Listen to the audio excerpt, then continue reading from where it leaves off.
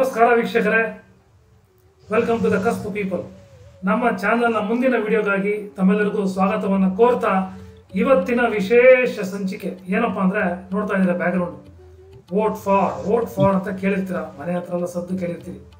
ಹಾಗಾಗಿ ನಾವು ರಾಜಕಾರಣಿ ಅಥವಾ ಪೊಲಿಟಿಷಿಯನ್ ಆಗಬೇಕು ಅಂದರೆ ಯಾವ ಗ್ರಹದ ಅನುಕೂಲತೆ ಅಥವಾ ಅವನಿಗೆ ಆಶೀರ್ವಾದ ಬೇಕಾಗ್ತದೆ, ಯಾವ ಮನೆಯಲ್ಲಿ ಗ್ರಹಗಳು ಕುತ್ಕೋಬೇಕಾಗ್ತದೆ, ಇದರೆಲ್ಲ ವಿಚಾರನ ತಿಳ್ಕೊಳ್ಳೋದಕ್ಕೋಸ್ಕರ ಇವತ್ತು ನಮ್ಮ ಜೊತೆಗೆ ತೋಷಿತ್ ಅವರಿದ್ದಾರೆ. ಸೊ ತೋಷಿತ್ ಅವ್ರನ್ನ ತೋಷಿತ್ ಅವರೇ, ದಯಮಾಡಿ ನಿಮ್ಮ ಅಲೈನ್ಮೆಂಟ್ಗಳು ರಾಜಕಾರಣಿಗೆ ಯಾವ್ದಿರ್ಬೇಕು. ಪಾಪ ಜನ ನಿಂತಿರ್ತಾರೆ ಎಲೆಕ್ಷನ್ಗೆ, ನಾನೇ ಗೆಲ್ತೀನಿ ಅಂತ ಅನ್ಕೊಂಡಿರ್ತಾರೆ, ಆತ್ಮವಿಶ್ವಾಸ ಜೋರಾಗಿರುತ್ತೆ. ಆದರೆ ಗ್ರಹಗತಿಗಳು ಯಾರಿಗೆ ಒಲವನ್ನ ತೋರಿಸುತ್ತವೆ? ದಯಮಾಡಿ ಬರ್ಲಿ ಆನ್ಸರ್. ಎಲೆಕ್ಷನ್ ಅಂತ ತಗೊಂಡಾಗ ಫಸ್ಟ್ ಅಧಿಕಾರ, ಓಕೆ, ಅಧಿಕಾರನ ಡಿಸೈಡ್ ಮಾಡ್ತಕ್ಕಂಥದ್ದು ಗ್ರಹದ ದಶಾ ಭುಕ್ತಿ ಮತ್ತೆ ಅಂತರ್ಭುಕ್ತಿ. Planetary time periods is very very important. Okay, first condition. Second condition, ಒಬ್ಬ ನಾಯಕ ಆಗಕ್ಕೆ, ಒಬ್ಬ ಲೀಡರ್ ಆಗಕ್ಕೆ. ಓಕೆ, ಸೆಕೆಂಡ್ ಕಂಡೀಷನ್ ಬಂದ್ಬಿಟ್ಟು ಒಬ್ಬ ಲೀಡರ್ ಆಗಕ್ಕೆ, ಒಬ್ಬ ರಾಜಕಾರಣಿ ಆಗಕ್ಕೆ, ಒಬ್ಬ ನಾಯಕ ಆಗಕ್ಕೆ, ಜನ ಮೆಚ್ಚಿದ ನಾಯಕ ಆಗಕ್ಕೆ. ಜನರು ರೆಕಗ್ನೈಸ್ ಮಾಡ್ತಾರೆ, people will vote for them.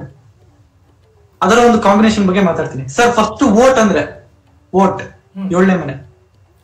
ಏಳನೇ ಮನೆ ಯಾರಿಗೆ ಚೆನ್ನಾಗಿರುತ್ತೋ, ಪಬ್ಲಿಕ್ ಸಪೋರ್ಟ್ ಚೆನ್ನಾಗಿರುತ್ತೆ, ವೋಟ್ ಚೆನ್ನಾಗಿ ಬಂದ್ಬಿಡುತ್ತೆ ಅವರಿಗೆ. ವೋಟ್ ಜನ ವೋಟ್ ಹಾಕ್ತಾರೆ. ಏಳನೇ ಮನೆ ಬಹಳ ಇತ್ತು ಅಂದ್ರೆ ಜನರ ಬೆಂಬಲ ಬಹಳ. ಶನಿ ಗ್ರಹ ಇಸ್ ನ್ಯಾಚುರಲ್ ಕಾರಕ ಫಾರ್ ಪಬ್ಲಿಕ್. ಕಾಮನ್ ಪೀಪಲ್ ಗೆ ಶನಿ ಕಾರಕ ಆಗ್ತಾನೆ. ಶ್ರೀ ಸಾಮಾನ್ಯರು ಅಂತ ನಾವೇನ್ ಕರಿತೀವಿ, ಕಾಮನ್ ಮ್ಯಾನ್, ಶನಿ ಅದಕ್ಕೆ ಅಧಿಪತಿ ಆಗ್ತಾನೆ. ಶನಿ ಇಸ್ ದ ನ್ಯಾಚುರಲ್ ಕಾರಕ for common people, publics. Okay, ಜಾತಕದಲ್ಲಿ ಯಾರಿಗೆ ಶನಿ ಚೆನ್ನಾಗಿರುತ್ತೋ ಪಬ್ಲಿಕ್ ಸಪೋರ್ಟ್ ಅವ್ರಿಗೆ ಚೆನ್ನಾಗಿರುತ್ತೆ. ಓಕೆನಾ? ಸೊ ಪಾಲಿಟಿಕ್ಸ್ ಲೀಡರ್ ಅಂತ ತಗೊಂಡ್ರೆ ಮೂರು ವಿಚಾರ ನಾನು ಮಾತಾಡ್ತೀನಿ. ಒಂದು, ರಾಜಕೀಯಕ್ಕೆ ಬೇಕಾಗಿರೋದು ಮಾತು, ವಾಕ್ಚಾತುರ್ಯತೆ, ವಾಕ್ ಸಿದ್ಧಿ. ನನ್ನ ಮುದ್ದಿನ ಪ್ರಜೆಗಳೇ ಕೇಳಿ, ಮೂರನೇ ಮನೆ ಮೇರೆ ಬಾಯಿ ಅವ್ರ ಬೆಹನೋ, ದಟ್ ಇಸ್ ಥರ್ಡ್ ಹೌಸ್. ಆ ಸ್ಕಿಲ್ ಕೊಡುತ್ತದು. Third house excellent communication skill, ಮೂರನೇ ಮನೆ. ನೆಕ್ಸ್ಟ್, ಪಬ್ಲಿಕ್ ನ ಅಟ್ರಾಕ್ಟ್ ಮಾಡಕ್ ಬೇಕಾಗಿರ್ತಕ್ಕಂಥದ್ದು ಏಳನೇ ಮನೆ. ಬ್ರದರ್ ನೋಡಿ, ಈ ಸತಿ ನಾವು ಆಗ್ಲೇ ಹೇಳ್ದಾಗೆ ಈ ತರ ಎಲ್ಲ ಆಗಿರ್ತದೆ, ಎಲ್ಲ ಮನೆ ಮಾಡ್ಕೊಡ್ತೀವಿ. ದಟ್ ಇಸ್ ಏಳನೇ ಮನೆ. ದ ಪ್ರಾಮಿಸಸ್ ಅಂತ ಕರಿತೀವಲ್ಲ, ಏಳನೇ ಮನೆ. ಏಳನೇ ಮನೆ ಅದನ್ನೆಲ್ಲ ನೋಡಿ ಪಬ್ಲಿಕ್ಸ್ ಅಟ್ರಾಕ್ಟ್ ಆಗ್ತಾರಲ್ಲ, ಇದು ಬರ್ಬೇಕಪ್ಪ, ಅದು ಬರ್ಬೇಕಪ್ಪ, ಇವ್ರು ಏನೋ ಕೆಲಸ ಮಾಡ್ಕೊಟ್ಟಿದ್ರಪ್ಪ, ಅವ್ರೇನೋ ಮಾಡ್ಕೊಟ್ಟಿದ್ರಪ್ಪ, ಅದು ಏಳನೇ ಮನೆ ರೆಕಗ್ನಿಷನ್.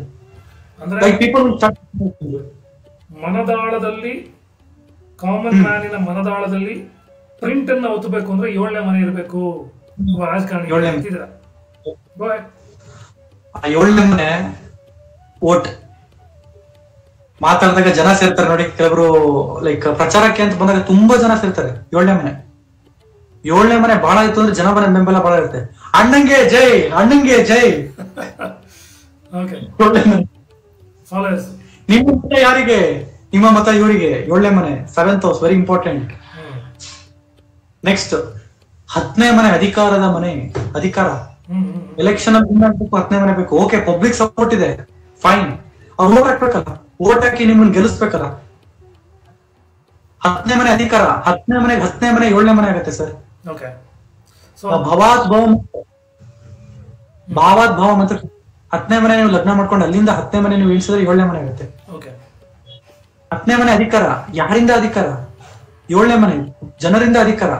ಡೆಮೋಕ್ರಸಿ 10ನೇ ಮನೆ. 10ನೇ ಮನೆ 7ನೇ ಮನೆ, 7 and 10 democracy. By the people, for the people, to the people. 7ನೇ ಮನೆ 10ನೇ ಮನೆ, ದೇ ಆರ್ ಇಂಟರ್ಲಿಂಕ್ಡ್. ಅಂಡ್ 11ನೇ ಮನೆ ಲಾಭ ಅನ್ನೋಕ್ಕಿಂತ ಪಾಲಿಟಿಕ್ಸ್ ಅಲ್ಲಿ 11ನೇ ಮನೆ ಏನಾಗುತ್ತೆ ಗೊತ್ತಾ? ಒಂದು ರೆಪ್ಯೂಟೆಡ್ ಪೊಸಿಷನ್, ಹೈಯರ್ ಪೊಸಿಷನ್ ಹೋಗ್ತಾರೆ 11ನೇ ಮನೆ. 10ನೇ ಮನೆ ಅಧಿಕಾರ ಕೊಡುತ್ತೆ, ಫಿಕ್ಸ್ಡ್ ಅಧಿಕಾರ. ನೆಕ್ಸ್ಟ್ ಎಲೆಕ್ಷನ್ ಅಲ್ಲಿ ನಾನೇ ವಿನ್ ಆಗ್ತೀನಿ. ಹತ್ತಿದವರು ಎಲೆಕ್ಷನ್ ಅಲ್ಲಿ ವಿನ್ ಆಗ್ತಾರೆ. ಹತ್ತಿದ್ರೆ ಒಂದು ಸೀಟ್ ಸಿಕ್ಕಿರುತ್ತೆ ಅವ್ರಿಗೆ. ಈ ಸತಿ ಚುನಾವಣೆಯಲ್ಲಿ ಒಂದು ಟಿಕೆಟ್ ಬೇಕು,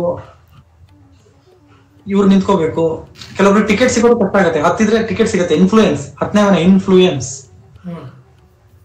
10ನೇ ಮನೆ ರೆಕಗ್ನಿಷನ್, ನೇಮ್, ಫೇಮ್, ಇನ್ಫ್ಲೂಯೆನ್ಸ್, ಪದವಿ, ಅಧಿಕಾರ. Okay, like MP, MLA, chief minister, prime minister, ಅದೆಲ್ಲ 10th house. Okay, and 11th house ಇನ್ನೊಂದು ರೆಪ್ಯೂಟೆಡ್ ಪೊಸಿಷನ್, ತುಂಬಾ ಅದು ಇನ್ನೂ ಹೈ ಲೆವೆಲ್ ರೆಕಗ್ನಿಷನ್ ಕೊಟ್ಬಿಡುತ್ತೆ 11ನೇ ಮನೆ. 11ನೇ ಮನೆ ನಾಟ್ ಓನ್ಲಿ ಗೇಮ್ಸ್, ಎಲ್ಲ ಎಷ್ಟೋ ಜನಗಳು ರೆಕಗ್ನೈಸ್ ಮಾಡಕ್ ಸ್ಟಾರ್ಟ್ ಮಾಡ್ತಾರೆ. 7ನೇ ಮನೆನೂ ಪಬ್ಲಿಕ್, 11ನೇ ಮನೆನೂ ಒಂಥರ ನೆಟ್ವರ್ಕಿಂಗ್. ಈಗ ಬೇರೆ ಕಂಟ್ರೀಸ್ ಜೊತೆಗೆ ರಿಲೇಶನ್ಶಿಪ್ ಬೆಳೆಸೋದು ಅದೆಲ್ಲ ನೆಟ್ವರ್ಕಿಂಗ್. ಸೊ ಅದೆಲ್ಲ ಕೂಡ 11ನೇ ಮನೆ. 11ನೇ ಮನೆ ಅದು ಆಗತ್ತೆ. ಅಂಡ್ 11ನೇ ಮನೆ ಅದ್ ಯಾವ ತರ ಆಗತ್ತೆ ಅಂದ್ರೆ ದಿ ಲೈಕ್ ಫ್ರೆಂಡ್ಲಿ. ನಮ್ ನಾಯಕರಪ್ಪ ಅಷ್ಟು they will be like ground to earth, ತುಂಬಾ ಫ್ರೆಂಡ್ಲಿ ಇರ್ತಾರೆ 11ನೇ ಮನೆ ಇದ್ರೆ. ನೋಡಪ್ಪ ಈ ಸತಿ ನನಗೆ ವೋಟ್ ಹಾಕ್ಬೇಕು ನೀನು, ಹ್ಞೂ ಸಾರ್ ನಿಮಗೆ ಹಾಕ್ತೀನಿ ಸಾರ್, 11ನೇ ಮನೆ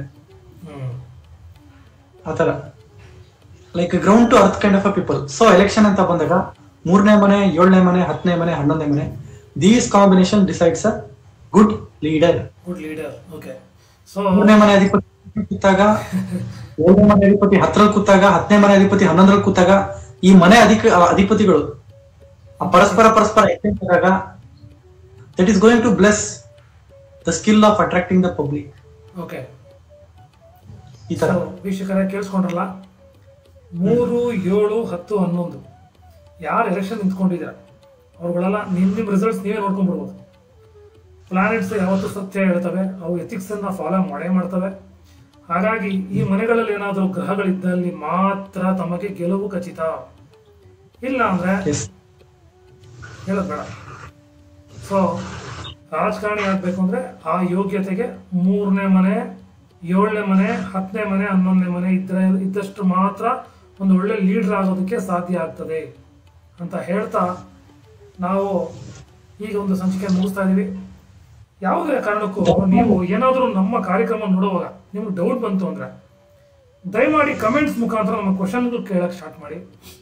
ನಾವು ರೆಸ್ಪಾಂಡ್ ಮಾಡ್ತಾ ಇದೀವಿ. ಎಲ್ಲ ಕ್ವಶನ್ ಸುಮಾರು ಜನ ಪಾಪ ಕೇಳಿರ್ತಾರೆ, ಅದಕ್ಕೆಲ್ಲ ರೆಸ್ಪಾಂಡ್ ಮಾಡ್ತಾ ಇದೀವಿ.